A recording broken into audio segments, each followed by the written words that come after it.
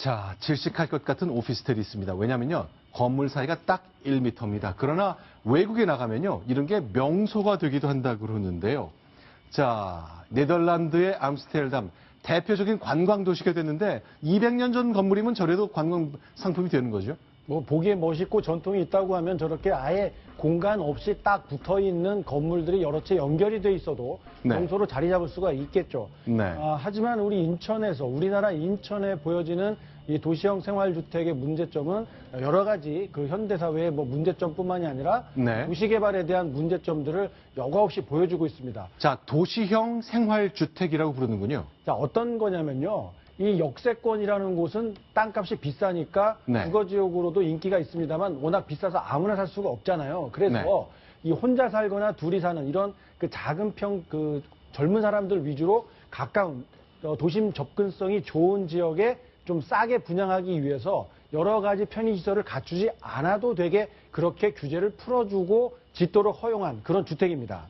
자, 그러니까 여러 가지 이제 일단은 그런 목적으로 짓긴 했습니다만 문제도 많이 생기고 민원도 많이 생겨서 소송까지 냈지만 결국 규정 때문에 이길 수는 없는 거네요. 어떤 내용 좀 정리를 좀 해주십시오. 자, 어떤 거냐면요. 지금 화면에 보시는 것처럼 건물이 다닥다닥 붙어 있습니다. 네. 다른 아파트나 이랬으면 몇 미터, 6m 이상씩 이격거리를 두고 지어야 되는데 네. 1m 간격으로 바짝 붙어 있고 네. 또 주차 대수도 네. 0.7대 정도가 네. 기준이 정해지기 때문에 네. 아주 생활 그 여건이 좋지가 않습니다. 그래서 네. 인근 그 건물 주인들이 불만을 제기하는 거죠. 저런 도시형 네. 생활주택 때문에 우리 건물 가치가 하락하고 있다. 이렇게 하면서 상대 건물주를 상대로 해서 소송을 제기했지만 법원 판단은 이 도시형 생활주택이 규정에 따라 지어진 것이고 추가적인 불법 행위가 확인이 되지 않았기 때문에 손해를 배상할 책임이 없다라고 하면서 원고 패소 판결을 내린 그런 내용입니다.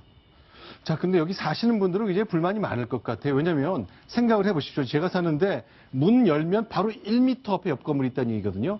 실제로 거기에 사시는 분들 말씀을 저희가 직접 들어봤습니다. 이렇게 얘기하십니다. 큰 건물이 앞에 들어섬으로서 해가지고 방 창문이든 거실 창이든 큰 건물에서 다 내려다 보니까 저희는 문도 열 수가 없고 이거는 생활이 말이 아닙니다. 생각 큰 너무 가까워서 이게 사생활 침해가 무척 걱정이 됩니다. 그 앞서 유럽의 건물하고 네. 우리나라 건물하고 가장 큰 차이가요. 네. 유럽의 건물은 옆에 있는 건물하고 딱 붙어 지었지만 네. 사실 알고 보면 그 건물 뒤에는 공간이 있습니다. 네. 그러니까 플라자라고 해가지고 이렇게 네모나게 지어서 네. 가운데 공동 주거하는 사람들이 이용할 수 있는 네. 공간을 마련해두고 딱 따닥따닥 이렇게 붙어 짓는 거거든요. 네. 근데 우리나라의 경우에는 그렇게 짓지 않고 그 공간, 그러니까 플라자라는 광장 없이도 자기 땅에 얼마든지 건물을 지을 수 있게. 그런데 그 간격을 1m 이내로만 벌리면 이렇게 지을 수 있도록 하기 때문에 사는 사람들의 이렇게 삶의 질이 굉장히 떨어질 수밖에 없는 겁니다. 그러니까 우리나라의 이 건축법이 상당히 좀 이렇게 맹점이 있다는 것을 좀 보여주는 사례가 아닌가 싶습니다. 실제로 작년에 이제 의정부에서 대봉그린 아파트라는 곳에 화재가 났는데 바로 저런 식의 건물이었잖아요. 맞습니다. 작년 1월 달이었죠. 4명이 숨지고 100여 명 이상이 큰 부상을 입었던 그런 아주 끔찍했던 화재였는데요. 네. 그렇게 다닥다닥 붙여놓고 대피시설이나 이런 것들은 다른 공동주택에 비해서 기준이 완화되어 있기 때문에 저런 작은 불에도 큰 불로 번지는 그런 문제점이 계속해서 노출이 되고 있습니다. 실제로요, 주거지역이랑 상업지역이랑 규제가 다 기준이 다 다르잖아요. 네네, 그렇습니다. 특히나 네. 이제 지금 화면에서 보시는 것처럼 일조권과 주차장만 대표적으로 보더라도요. 네. 주거지역에서는 2시간, 4시간 연속 확보가 필요하지만 상업지역 내에서 건물 지을 때는 일조권이 상관없이 양쪽 건물에서 50cm씩 합해서 1m만 이격시키면 떨어뜨려 놓으면 문제가 없겠고요. 각각 50씩. 그러니까 1m만 떨어지면 건물을 지을 수 있다 그렇습니다. 그거네요. 민법상의 최소 거리인데요. 네. 그것만 충족해도 문제 없도록 주택법이 규정되어 있는 게 바로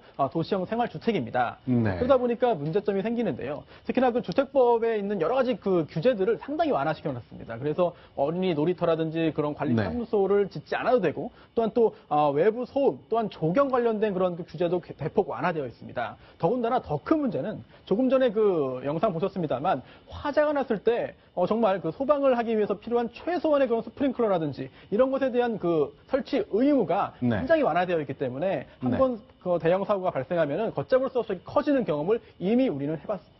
그렇죠. 창문을 통한 구조도 거의 불가능하고, 그렇죠.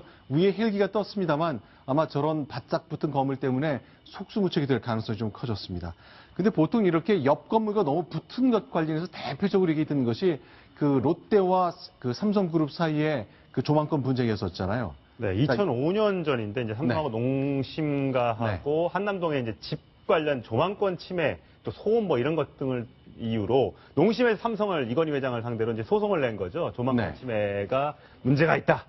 이제 사실 이건희 회장이 2002년에 네. 그 이제 전낙원 파라다이스 회장으로부터 이태원 부지를 사들여서 네. 거기다 이제 집을 지었는데 저렇게 네. 신춘호 농심 회장 집과 이건희 회장의 집이 4m밖에 골목 하나를 두고 딱 붙어 있는데 근데 길이 굉장히 좁군요. 네, 딱 좁은데 3m군요. 높게 지은 거죠. 네. 사실 저쪽에서 오른쪽에서 그러니까 왼쪽에서 오른쪽을 내려다보면 한강이 내려다 보이는 이쪽으로. 아주 좋은 뷰를 가지고 있었던데 네. 갑자기 이건희 회장이 땅을 사가지고 들어오면서 저기다 건물을 지으니 네. 이게 가린다는 거죠. 그래서 소송을 냈는데 결국 이제 중간에 취하를 했습니다. 왜냐하면 저희 신춘호 회장의 아들들이 다 근처에 살았거든요. 네. 이건희 회장이 이 신춘호 회장의 삼남 신동익 메가마트 부회장의 집을 사들이면서 네. 아예 매입을 하면서 소송은 끝났지만 네. 회장들 저런 거 깎아 좀 싸워야 되느냐 이런 것 때문에 논란이 좀 됐었습니다.